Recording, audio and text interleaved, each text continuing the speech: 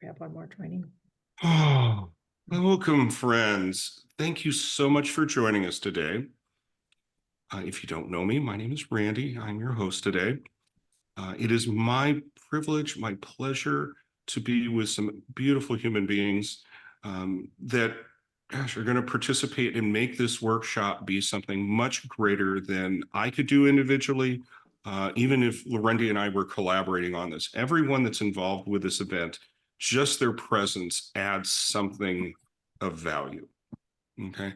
And I feel that this will have ripples while you watch this.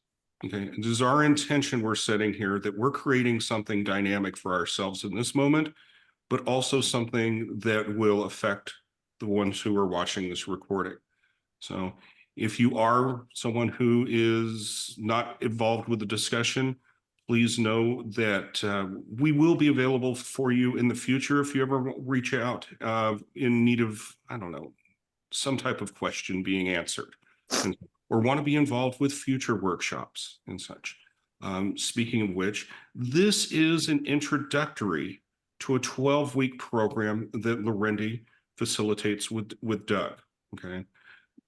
This is not intended to be, I don't know, the solution to healing your inner child in 60 minutes. Okay. It took a lifetime for this to be with you. It is certainly not going to be fixed in 60 minutes.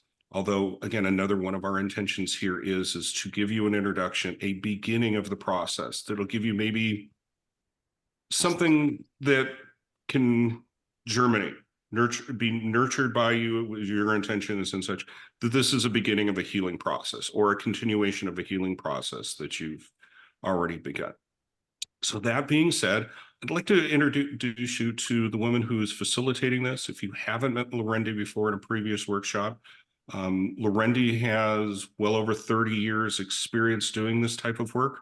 She predominantly works in the corporate sector, but she's also has thousands of hours working one-on-one with people in many ways. I guess, God, I could go on and on. I don't want to turn this into a Larendee Roos fan club kind of thing. But I would like to, again, let you know that Larendee will be doing most of the leading for our time together. So, ladies and gentlemen, children of all ages, may I introduce you to Larendee Roos. Thank you, Randy. Thank you for co-facilitating with me this morning and for giving me a space to work with our mutual tribes as we do our own healing work and are willing to share that experience with others. Doug is not able to be with us today because he is in Thailand with his family, but I just want to give you a brief introduction to who he is, because if you decide that this work is valuable for you, he will be facilitating this course with me. And Doug has 35 plus years experience and as a corporate trainer, and he worked for one of the Toyota brands in that role. He also is an ordained ministerial counselor. In fact, that's how Doug and I met. We went through ministerial training school, counseling school together. And he has had a few successful careers, one of which is he is a retired rodeo announcer and a high-speed road racing instructor. And something else to note, if you want to do a little deeper dive into who Doug is, he also has a podcast that he hosts as the founder and host. It's called Beyond the Chutes, and he interviews radio people who are famous, I have to say, and how they do what they do when they're out on the bulls that they're riding, or sometimes he interviews rodeo clowns, and how do they stay very present so that they don't get severely hurt or injured or whatever turns out to be. Very entertaining. It's called Beyond the Chutes. It's on many of the major podcasting platforms. If you want to get to know Doug a little better, it's a great way to do that. So welcome to each of you, and thank you all for committing yourself to this time and for giving of yourself to be with us. We don't take it lightly that you took some time this morning. And so just want to express our gratitude. So with that, just want to let you know there is a workbook, a few pages that comes with this. So if you haven't received those, I will make sure you receive them after. I'm going to be screen sharing so that even if you didn't receive them ahead of time, you'll have an opportunity to see what they're about and what they look like. So, but before we start, I want to do a brief meditation joining. And you can do this in your own way. You can either close your eyes or not close your eyes. There's no specific way to do it except the way that feels most comfortable to you. So even if I tell you to close your eyes and that doesn't feel comfortable to you, then maybe just find a point in the room that you're in that you can focus on for this. So with that, we'll go ahead and close your eyes or find that focus point in the room. Just taking in a few deep cleansing breaths and noticing the inhale and the exhale.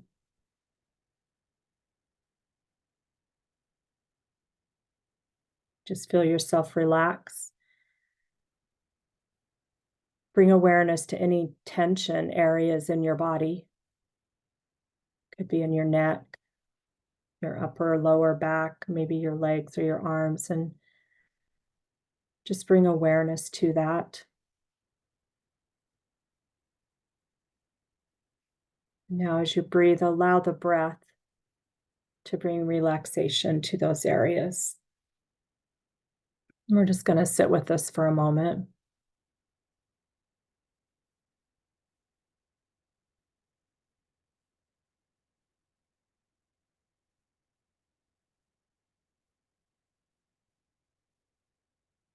And now let's imagine together that we are relaxing and opening to our own inner wisdom, our true self.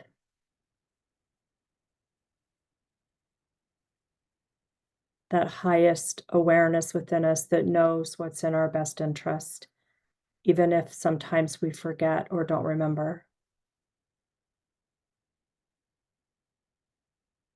Now imagine that you are growing more and more peaceful,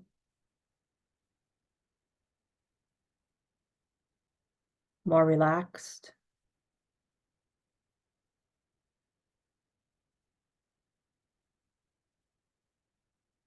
And now tune into your own inner light. And as you do, become very aware that we all have an inner light within us.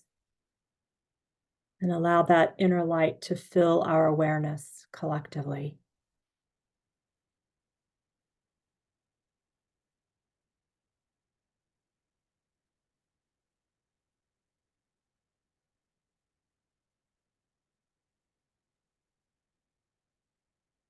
And now, as you are in this very relaxed, aware state,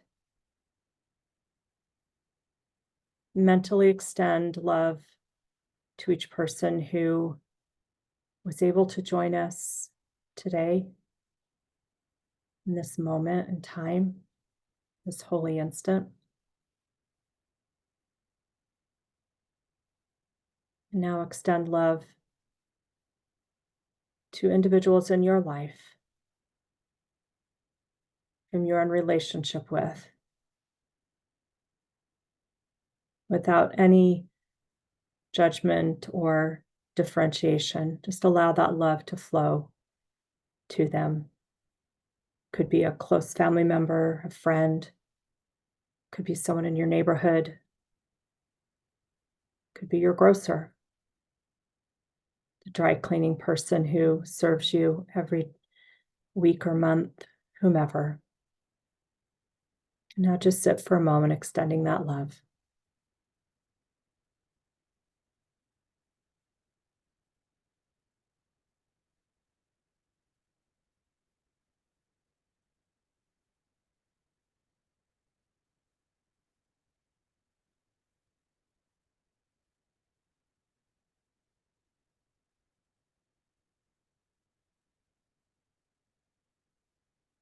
And now with gratitude, gently bring yourself back to this space.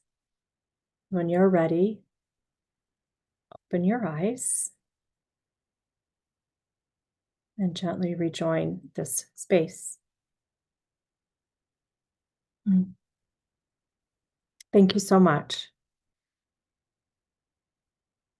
So we want to take a moment and allow each of you to introduce yourselves and just tell us a little bit about you. And as much as you want to share, it's up to you. And then why did you decide to join today? What was the energy that brought you to this space? And I'll just allow you to share. I won't call on anyone. Just share as you feel inspired to do so. My name is Jason. I have been doing this kind of work. I've been in this kind of space for many, many years, since 2009. And I really enjoy these kinds of conversations. I've been a trauma-informed coach for almost that long. And I when I was invited by Randy to have this kind of conversation, I felt really excited because it's a great thing to talk about, and it's something that doesn't get talked about enough. So being able to join that kind of discussion, share views, and have more of an open and free form type of talk around that is it's deeply needed. And the more we can do that in a space where we feel like we can not only share but also be heard without feeling like we're going to be judged is vital. Thank you so much, Jason. Yes, this is an open space where we are able to respectfully and freely share. And again, knowing that our inner wisdom, each of our inner wisdom is guiding, it relieves all fear of what one might say or do, right? Because we're calling on that highest consciousness within us. Thank you, Jason.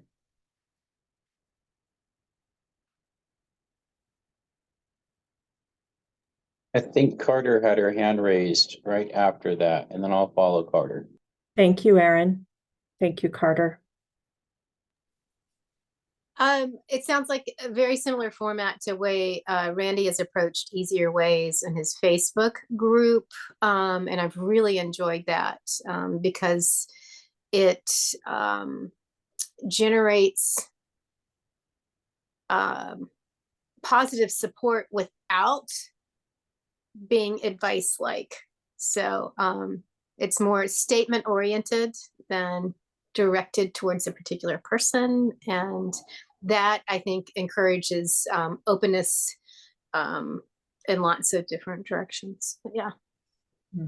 Thank you, Carter. That truly is our intention. Erin.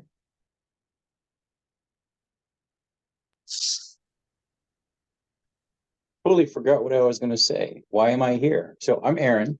I was invited by Randy as well. And actually, I tuned into one of these a couple of weeks ago. And I think it was on SteamYard. And the space that I entered in that was very nice. I wasn't in a place to receive it at the time. I've been doing the inner child healing work since I was about age 13. And I had a desire to help others with their child. When I got to a point that I could help others, I was still going through it. I'm on the other side of that, where I'm able to parent myself, and I'm able to tell myself a different story, and I'm able to find a lesson in that, and I'm able to find the compassion in those that I had hate towards, understanding that they went through a journey as well. As I'm discovering my own and having compassion for my own actions that I think may hurt people, I understand there's something deeper and there's something less that's happening each time, and I'm finding that less is more.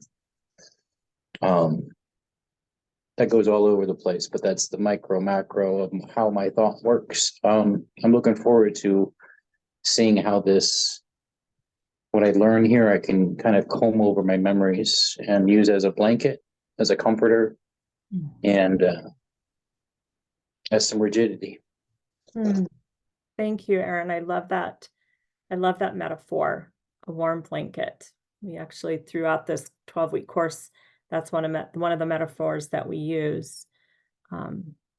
So for those that feels comfortable too. All right. And Farzad, would you like to introduce yourself? Welcome. Hi, am I the last person remaining? We're going to have Randy speak as well. Okay, that's interesting. I think maybe I'm the only one here that is more like a kind of in this for myself, Mm. you know. Mm.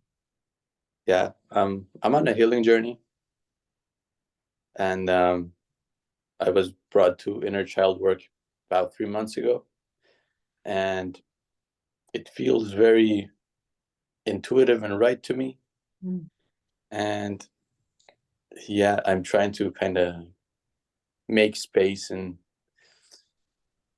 be able to kind of navigate and be in that space and communicate with myself and be with myself. Yeah, I tried different things and I'm really looking forward. Thank you so much, Farzad. And to that point, I've been on a healing discovery for many, many, many, many years. And I became an ordained ministerial counselor, and the organization that I'm with actually provides the content for this work that we do together. And I will just share that our healing journey for me is never complete. And so even though I facilitate these type of workshops, I work with a spiritual advisor every week and have since 2019, because it's been my experience for myself and many others that the journey is a continuation. It's not a destination. So you're in great company, because if you're in this room and in this space right now, there's opportunities for each of us individually. And that's why Randy and I were discussing, this is not an advice giving room. This is a room where if we will open ourselves up, there will be gifts that we will receive, because we all decided to come together and join. And they will be very individualized, because no one's telling us how it needs to be or what needs to be done. There's suggestions. So you're in great company, and we're all continuing. None of us have completed the journey. So you're in great company, Farzad, and thank you. Thank you. And Randy, what would you like to share? Oh my goodness, I could take up the entire hour. But yes, I am someone who's been on a journey long enough to see that there is definite progress, but also to see how deep the wound really is. I had heard many years ago, well over 10 years ago, the phrase in a recovery meeting, unsolicited advice is an insult. And that was like a gold nugget that I think that's, again, a cornerstone of how I approach each moment. But in reflection, I can understand that a big part of the wound that is still with me is because growing up, I received so much unsolicited advice. And even when I tried to be seen and to be heard by my parents or by my peers and such, I felt unseen. And therefore I felt unworthy. And that has, again, it's still with me to some degree. And perhaps, again, as Larendee mentioned and stuff, this is a journey and stuff. Perhaps this is something I will carry through this incarnation. And I finally got, this is an evidence of healing and stuff. I accept this. I no longer look at this as a failing. I look this as part of my human condition. And there are moments when I can see others that are in a similar way. Again, why I'm so grateful you're here is I have been gifted with the technique of looking for similarities instead of differences. I have a propensity to judge. Perhaps everyone does. Are you friend or foe? Well, by looking for similarities instead of difference with others, to be able to see beyond the, I don't know, the persona and hear people at a deeper level. sometimes, and perhaps I'm an empath. I don't know. I just see it as empathy, my humanity. But I can see and hear things in myself when I can see and hear things in you. And it helps. It really true helps, because again, my thinking can block me from all that pain as a defense mechanism. So moments like this are crucial in my healing journey. So thank you all for being here. Thank you, Randy. So I have one more thing to share, and then we will dive into the material.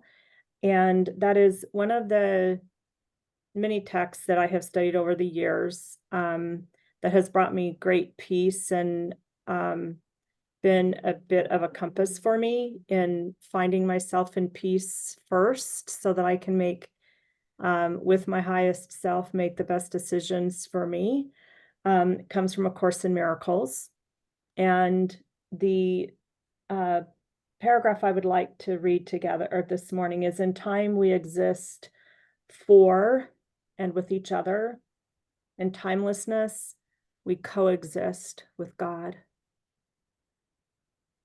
We can do much on behalf of our own healing and that of others if in a situation calling for help, we think of it this way: I am only here to be truly helpful. I am here to represent him who sent me. I do not have to worry about what to say or what to do, because he who sent me will direct me. I am content to be wherever he wishes, knowing he goes there with me, and I will be healed as I let him teach me to heal.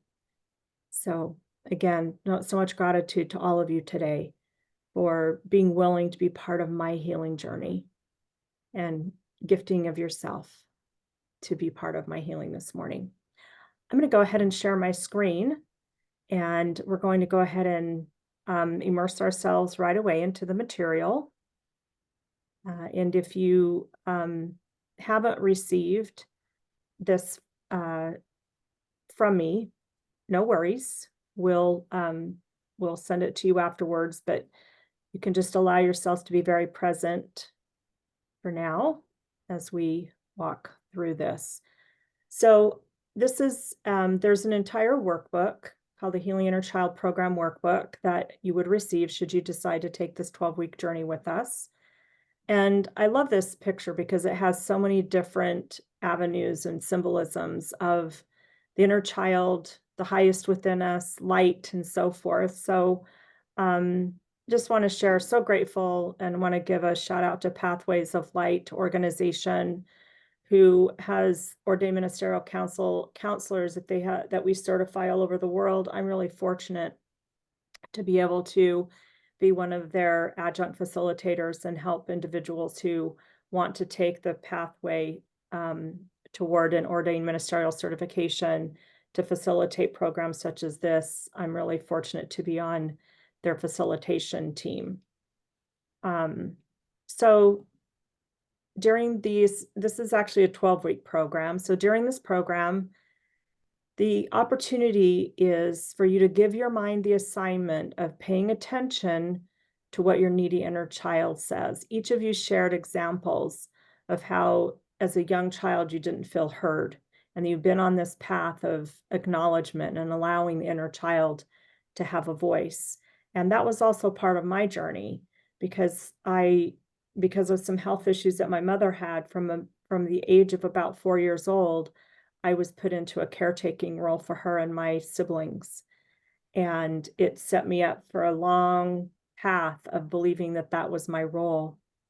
And therefore, I didn't know how to play. And through some of this work, I've really learned how to play again, which has enriched my life so immensely. And now one of the most delightful things I do is play with my children, who are now all grown, my grandchildren. So again, the purpose of our organization is to provide helpful healing resources that nurture and support the return to our true nature as love. As we open to the love within, we naturally want to extend it to others. And Pathways of Light offers training in a new kind of ministry that helps us remove our blocks to the awareness of love's presence. So just want to give acknowledgement there. So guidelines for participation. The purpose of the Healing Inner Child program is to provide a loving, supportive, non-judgmental group environment to nurture and heal your inner child. The Healing Inner Child program is simply a vehicle. You are the driver, responsible for your own growth. We are all each other's teachers. I love that. We are all here to learn from one another. And if anything doesn't fit or feel right, we just put it on a mental shelf. We might want to come back to it later. We may not. We're not required to accept anything. And so what we do like to outline, though, is that the following guidelines. So I'm just going to ask a couple of you, would a couple of you be willing to read this for us, our guidelines for participation? Maybe one person could read 1 through 5, and then someone else could read 6 through 9. Do I have a volunteer? A couple of I'd be volunteers? happy to. Thank you, Jason. Appreciate it. So just get there. I do have the document open. Sure, it's on page 5. Thank you. Mhm. We all have a need to feel loved and accepted unconditionally. If your parent were not loved unconditionally as a child, they each developed an inner child which felt unloved. This made it hard for your parents to love you the way you wanted and needed to be loved. When you were not loved unconditionally, you developed an inner child which felt unloved. Your needy inner child, which feels unloved, is locked into the past. It feels like the past has been difficult and painful, and is afraid that the future will be the same way. It is afraid and doesn't feel worthy. The thoughts and feelings of your needy inner child are based on fear, hurt, and remorse. It may feel anxious or depressed. There can be a sense of urgency, uneasiness, or even depression. The needy inner child thought system carries with it a sense that everything could be lost if it makes a mistake. There are thoughts of self-recrimination and replaying old thought patterns of parental disapproval, which now manifests as self-judgment. The underlying message of your needy inner child is, life is a struggle. I secretly believe I'm not good enough. I won't survive unless I try very hard to prove my worthiness. Life appears difficult, hard, and tedious to your inner child. It is constantly on guard, watching for signs of disapproval, which confirm that its worst fears are true. Your needy inner child constantly compares how it is doing with how others are doing, followed by labeling itself as either superior or inadequate. Thank you, Jason. And I'm going to go back a couple pages. And before we kind of digest and talk about that together, I'd like us to look at the page I have up on my screen called Nurturing Qualities.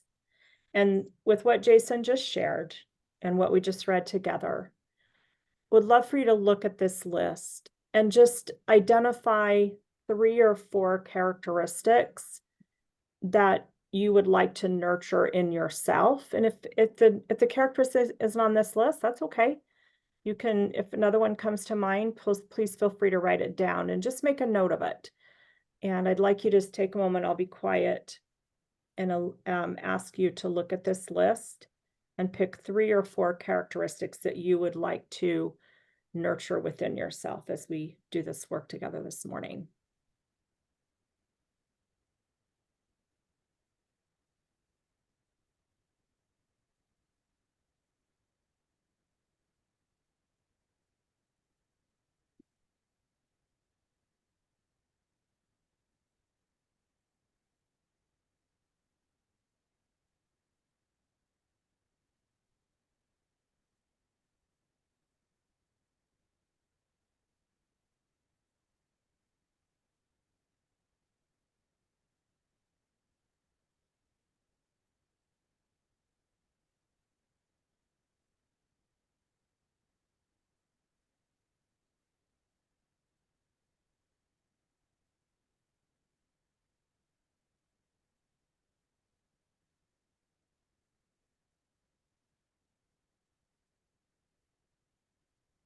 And when you're complete, if you'll just raise your hand, let me know. Thank you, Erin. Thank you, Randy. Thank you, Farzad.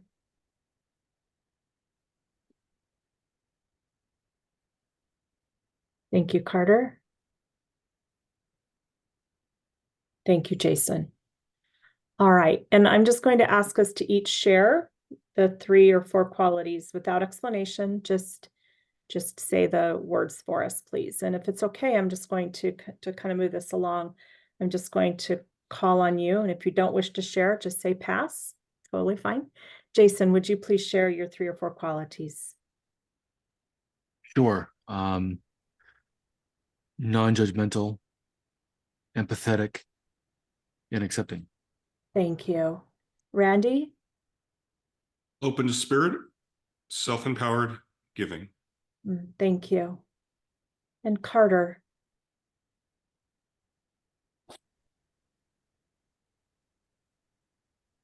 Sorry, unmute there.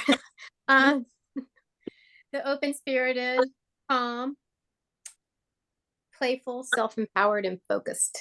Thank you. Thank you. Aaron? Honoring self, self-empowered, and enthusiastic. Thank you. Farzad? For me, it's nurturing, gentle, and self-empowered.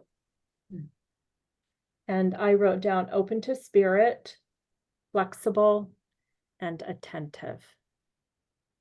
So wonderful. Thank you. All right. So now continuing on, let's go back to what Jason read for us. And as Jason was reading that, or as you review it now, is there anything that stands out to you that you could say, I really connected with that? Again, doesn't matter how long we've been on the journey. This really, struck a chord with me this morning.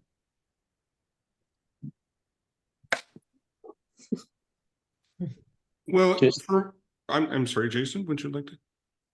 No, please go ahead. Okay. So my first self, every word rings true. And so much of this I have seen as my shortcomings, my defectiveness, my failings in life. Yeah, I could go on and on about this because again, everything resonates with me deeply. So what I would like to say is my takeaway is this has expanded my understanding of, lack of a better word, the problem, the need for a lesson to be learned. And therefore my expansion on what the solution is. Thank you, Randy. Thank you. Jason? Part that really struck me the most was the part where it talks about the inner child that feels the need in order to survive, it has to try as hard as it can to be recognized. And the reason why that struck me, it's something that Deb Dana talks about in her book, Polyvagal Theory and Therapy. When you were at the age where your inner child was most in need and most looking for that recognition, it acted in a certain way that it had to in order to be recognized. And by honoring that, you honor the fact that your inner child did what it was supposed to do to keep you going in that moment. And while that may not have any, it may not be useful now, by recognizing that you had to do that and saying, I'm proud of you. It's basically validating the fact that yes, in that moment you felt that you had to do that. There was no other way, and that's okay. And I think that's really it becomes a very liberating thing for people to really understand and to take in, and then not only come to terms with, but embrace. Thank you so much, Jason. And who else would like to share something? You got me right at the beginning talking about how my parents were not loved unconditionally as children, so they developed their own inner child, which felt unloved, and they held on to that. That was a wound. That was a real wound. Nobody went back with them and held their hand through that moment and said, this is how much you are loved. This is the protection that you gave to yourself. So knowing that, this is the story I've been led to, it's nice to see it in print. It's Mm. really nice to see that and know. Thank you so much, Aaron. There's a video, if we have time, I'm going to share. It's about a 5-minute video. And there's a piece in that video. It's about teamwork and leadership. And there's a really poignant moment where they do a clip of the Apollo 13 mission and how the engineers and the scientists on the ground were doing everything they could to help Apollo get home. And there's a poignant moment in there where the commentator is saying, we hear you and we are here to support you to find your way home.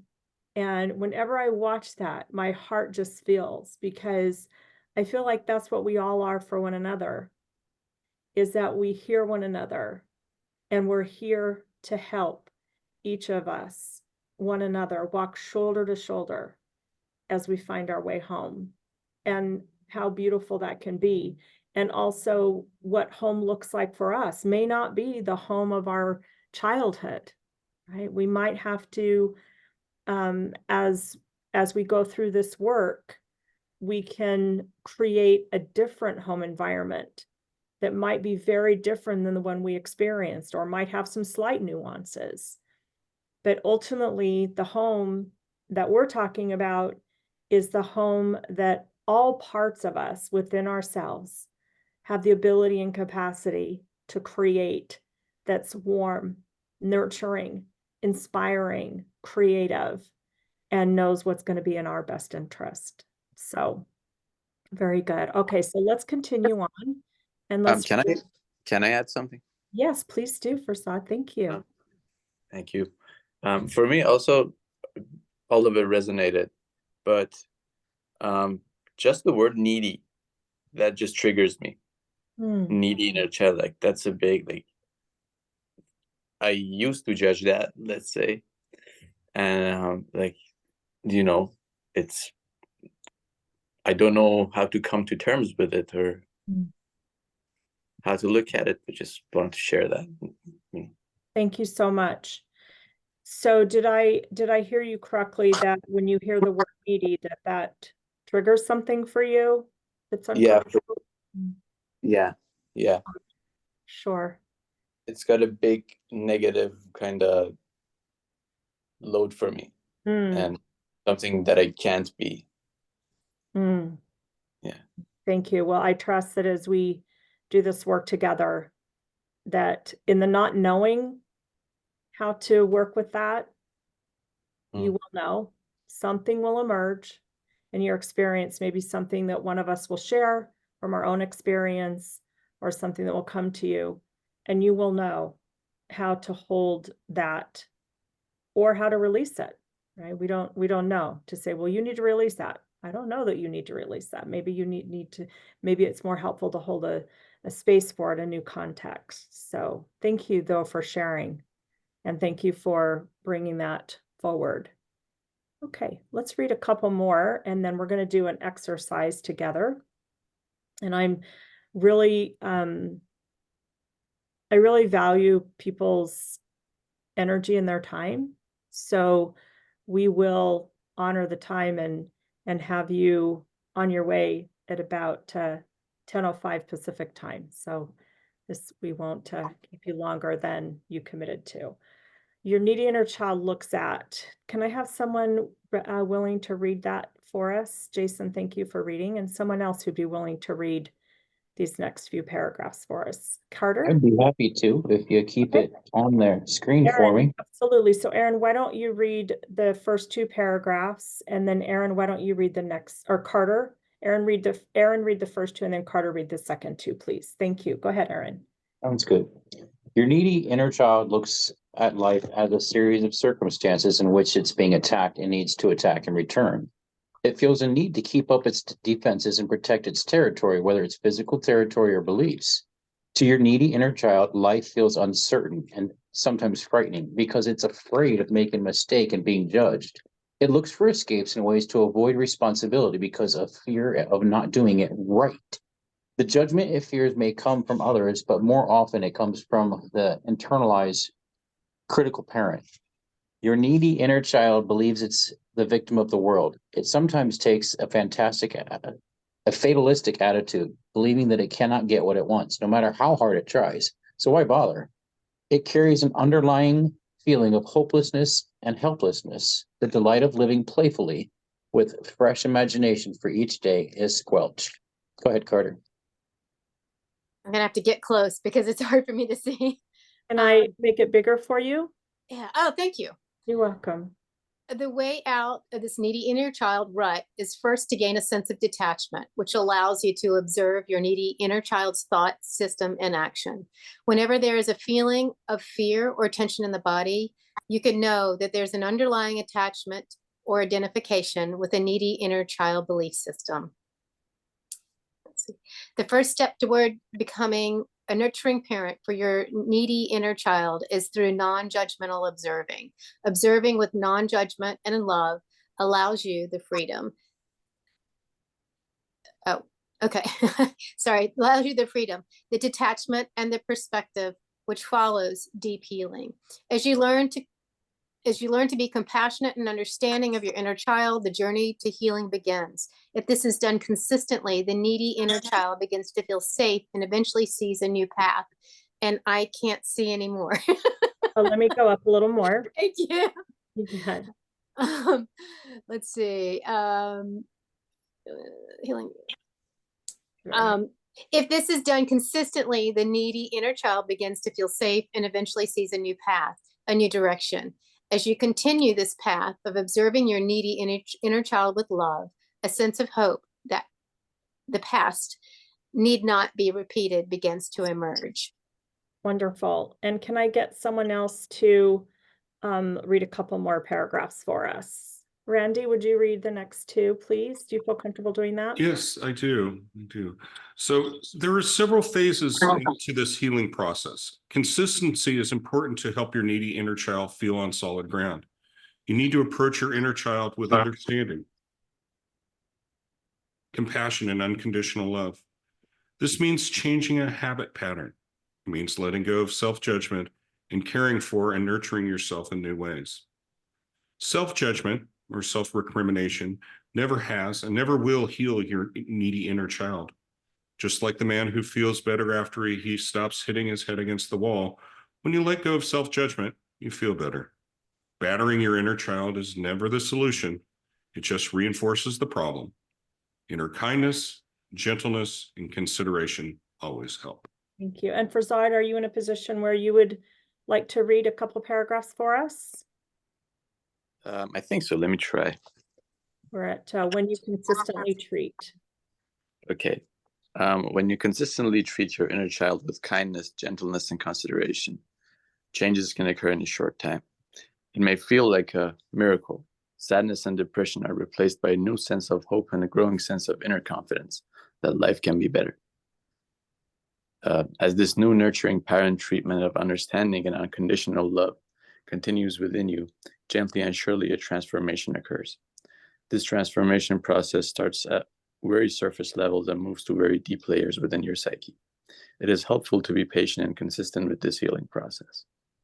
And Jason, would you read the last two paragraphs for us as you continue down this path?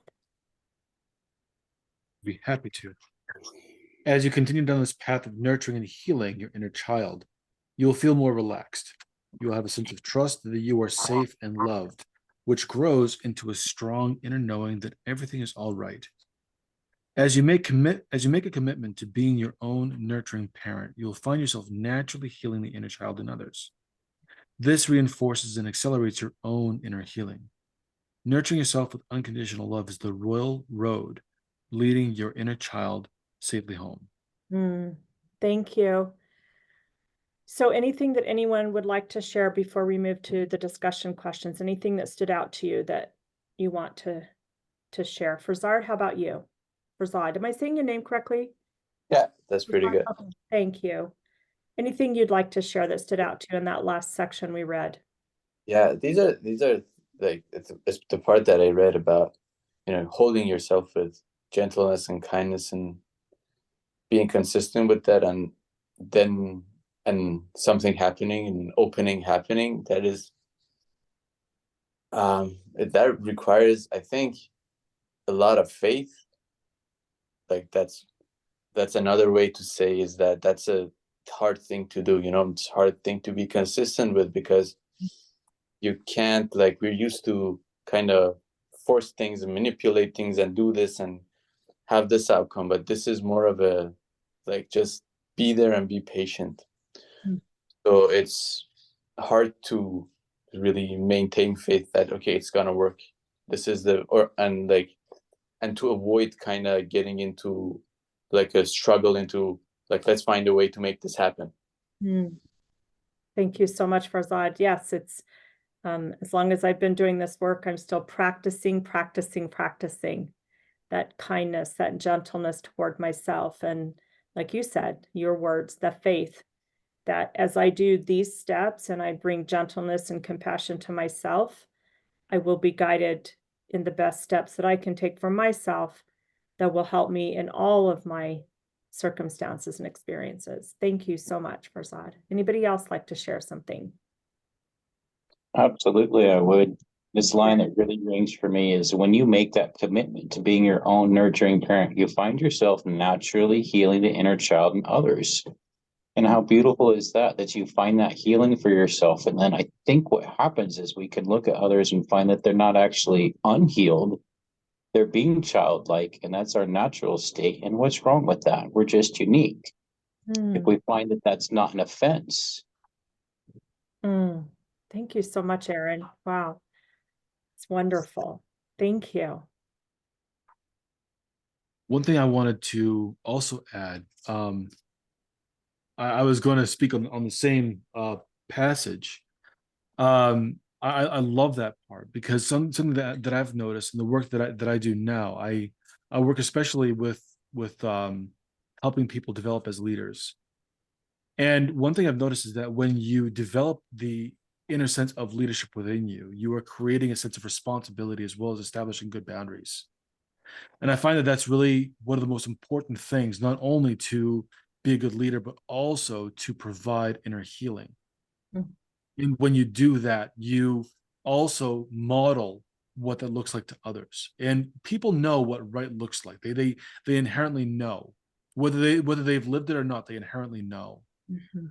And when they see someone who's acting in a way that has a strong, what's known as a strong internal locus of control, it's like there's something different about this person. They conduct themselves in a powerful way. How can I do that? And that becomes very infectious. That the desire to know that you have something that you can control something, and that there's something that you can do to provide a sense of balance for yourself, or a sense of well-being for yourself, that everything's going to be okay. And knowing that it makes the process a little bit easier, but the process known as life. Thank you, Jason. I really connected when you talked about boundaries, and what I learned, we're a recovery family, and the room I spent most of my time is in Al-Anon. And one of the things that was very empowering for me is when I realized that boundaries were for me. And the longer I did my work and recognized that what's good for me, one of our ministerial candidates, this is from him, Michael Crystal, he actually works with us at the Miracle Activation Center, so I want to give appropriate credit. Says what's good for me is good for everyone. And so when I do a really good job of honoring my parts within me, I will be my best self for others as well. And it's often okay and sometimes very expedient for me to say no when it's not a good time for me or don't have the resources, rather than the prior version of myself that was very codependent, that had to find a way because I had to parent everyone, right? So thank you so much, Jason, for bringing up that concept around boundaries, because boundaries are for us. They're not, we don't set them to keep people out. We set them to be of highest value to ourselves. Thank you. All right. Anyone else before we move on? We have about 10 minutes left. Carter, were you raising your hand? Or okay. All right. Just wanted to make sure. Patting yourself. Yeah, pat yourself on the back. All right. I think Could you- Aaron's cat wants to speak. I know. Thank you, Kitty, for showing up. I love animal energy. So thank you for being present with us this morning. Really greatly valued and appreciated for sure. So I do want to share that video with you. I think that will be really helpful.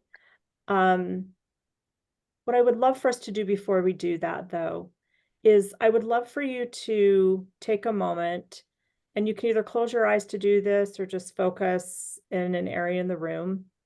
And then I'd like you to either draw an image or write some words, or maybe just imagine for yourself what would help your child, your inner child, feel the most nurtured in just the coming week. What's something that would help your inner child feel nurtured? It could be an image, it could be some words. Again, maybe you'll have a visualization. That something you could do this week that would help your inner child feel more nurtured and cared for. And so I'm going to be quiet for about a minute while you do that, and then we'll all share.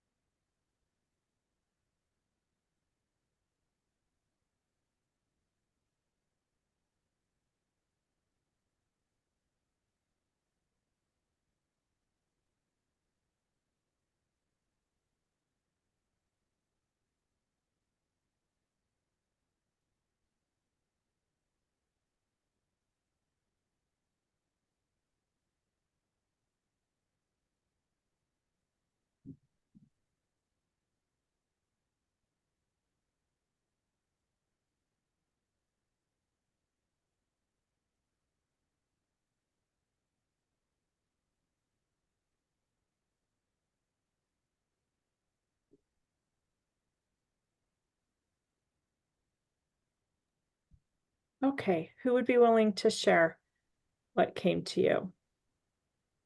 Jason?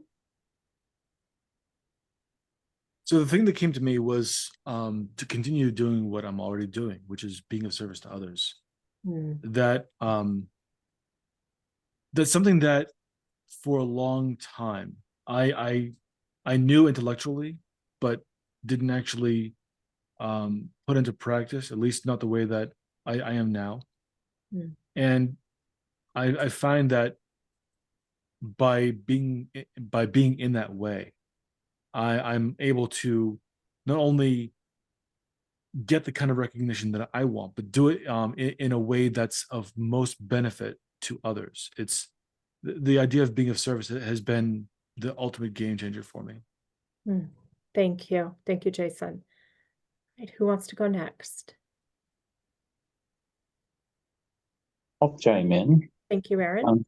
The first thing that came to mind was petting a big animal, and it was a dog initially. But then as I thought about that, my thoughts were led to a larger animal like a horse. I've been seeing signs lately of stables and had a desire to be around, not sure how I could engage in that and say, hey, can I come pet your horse? But maybe that's just it. I feel like I have a connection with animals in such a way that I'm drawn to them and they're drawn to me. And I'd like to explore what that is. Thank you so much, Aaron. Carter. Going back to that honoring self in the list is twofold. One is being consistent in my morning practice, and then accepting the pace at which I'm working. Thank you. Prasad, would you like to share? Sure. For me, I would like to get out of the city. One, and two, explore movement a little bit. Such great avenues for sure. Yes. The powerful thing about movement that your highest wisdom knows within you too is movement accelerates our healing because it works with the physical, emotional, and spiritual to move energy in a way that's very productive. Thank you. Randy, anything you'd like to share? I pictured in my mind's eye a younger version of myself and was reassuring younger Randy there is nothing wrong with being needy. And I think that will be part of my morning practice for as long as needed. Thank you so much. All right. Before I share the video, because the video will be the culmination of our work together today, if you could just share, 10 words or less, if possible, what was helpful for you today, and if your intention toward those qualities that you wrote down, if any of those were manifest for you today as you showed up for this work. And if it's okay, I'm just going to kind of Hollywood square it, just in the interest of time. So, Aaron, I'm going to start with you. Probably do it alphabetical by first name. Repeat the question. Sure. What was helpful for you today, and the nurturing qualities that you wrote down, were any of those honored this morning as you did this work? Yeah. Were they honored as I did this work? Yes. I got to see that inner child going back to a desire I had and wanting to explore that. That's valuable to me. Want to give that child that. I'm going to go for it. Oh, awesome. Thanks, Aaron. Carter. Yes, I have a good sense of where I am on this whole path. Surprise myself. And yeah, honoring self and nurturing. Yeah. So wonderful when we're able to have an awareness of where am I? Exactly where am I, right? Congratulations. Yeah. All right, Prasad. Yeah. For me, it's a lot about gentleness and kindness with myself. And that was just, being in this space and resisting the temptation to be like, force myself to like speak louder or like be stronger, and like just be a bit softer, and Thank you. Thank you for showing up for us this morning, Prasad. Jason. Yep. So that's a short answer. Yes. I felt like this has been very beneficial in the qualities I wrote down of non-judgmental, empathetic, and accepting. Yeah, I felt like those were definitely honored in this time. And I felt like this is really good. I really enjoyed this. I didn't know what to expect. And I was pleasantly surprised. Thank you, Jason. Thank you so much for your contribution to this group this morning. And Randy. Yes. So it was one of the three things was self-empowering. I find that's synonymous with inner parenting, as Jason talks about leadership roles, self-leadership. Finding that there is a part of me that can lead both the now and the little child that seems to have been, I don't know, still having, again, longings and needs that were unmet, and such, that I can lead Randy by being guided. And one of the other things was being spirit-led or receptive to spirit. connecting with this higher self. And again, just basically, again, this weird paradox of self-empowerment, but also of collaboration, cooperation, surrender. Again, it's really hard to articulate for me right now. I hope that made some sort of sense. I received it clearly. Thank you. All right. If you are interested in participating in the 12-week course, please reach out to either Randy or myself, and we will get information to you on how you can do that. There is a financial investment required so that we can honor pathways in the materials that they've so generously provided. But again, just reach out to Randy or myself if you're interested in learning more. And I'm going to go ahead and close with this video. Love and light and blessings for your journey. Thank you. The Oilers are a perfect 4-0. One more item for you when you get a chance. We'd like it to stir up your cryo tanks. How good can a team be? Seriously, how powerful is teamwork? Great teamwork. I mean, really ask that question. Who defines the limit? And what if we were to push that edge? Stop to think about this for a moment and realize that every team that accomplished the untouchable, every team that got out there, every team that had done what had never been done before, they all had to break through. They all had to understand that there was this edge. And then they had to challenge the edge. And then they had to break through that invisible line. They all had to do it. Through that group of incredibly talented people, bumping up against each other, having arguments, having fights sometimes, making some noise, and working together, they polish each other. And they polish the ideas, and what comes out are these really beautiful stones. Yeah. There's no other way to get through other than challenging your fears. Because in order for teamwork to be at its highest potential, everyone's got to have something on the line. You have to.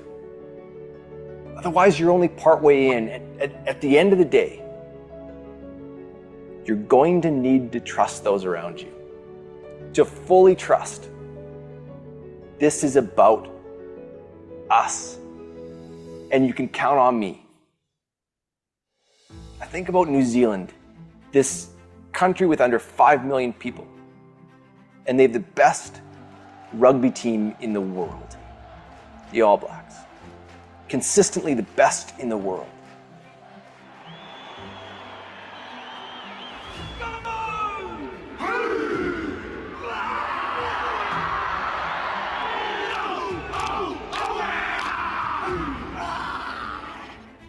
Or the Apollo mission, a group of people saying, we hear you, we've got you.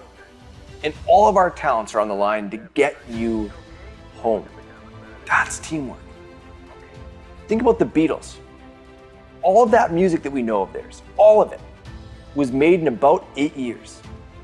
Just 8 years. They were that incredible as a team. Great teams, I mean, they're not about individuals melting into the team. That's the mistake. People hear about the power of teamwork, and they think it's about losing yourself to the singular goal. They think it's about fully giving in to something bigger than you. You don't lose yourself. Great teammates, they don't lose themselves. They stand up. They say, I'm here. They choose to be in, and they choose to play their unique part. That's how it works. So then what's the breakthrough? What did those teams see to unlock the full power of teamwork? You know, that's the hard part. You can't see the edge. You actually don't know where it is until you cross over and look back and see where it was. That's why it's always easier. I mean, it's always easier to catch up than it is to raise the bar. Because the team that broke through, they marked the line. And now everyone else, they just need to get over that mark. The Patriots, Belichick, Brady. I mean, what they've been doing is so unbelievable because they keep raising the bar. They keep nudging it higher. So even if people catch up, it's too late. You know, Steve Jobs and Apple. For the first time ever, I'd like to let Macintosh speak for itself. They were operating in this abyss. I mean, they were out there in this vast unknown. So instead of breaking through, instead of seeing the line, you have to forget the line. It's just another limit. The marker in great teams is never external.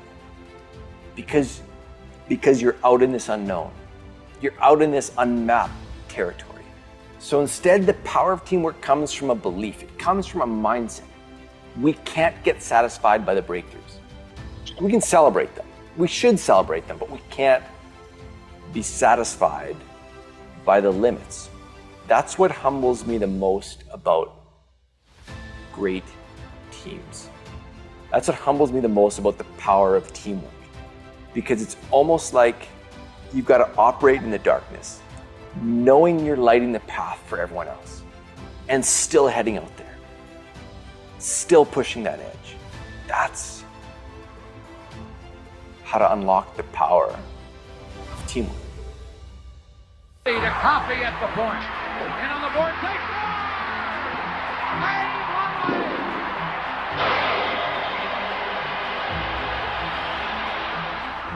There's the presentation to Wayne Gretzky, the young Edmonton captain.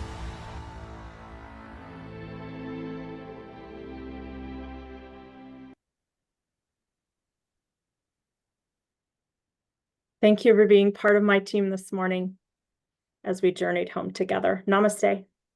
Be blessed. Thank you, Larendee. Have a wonderful day. Thank you.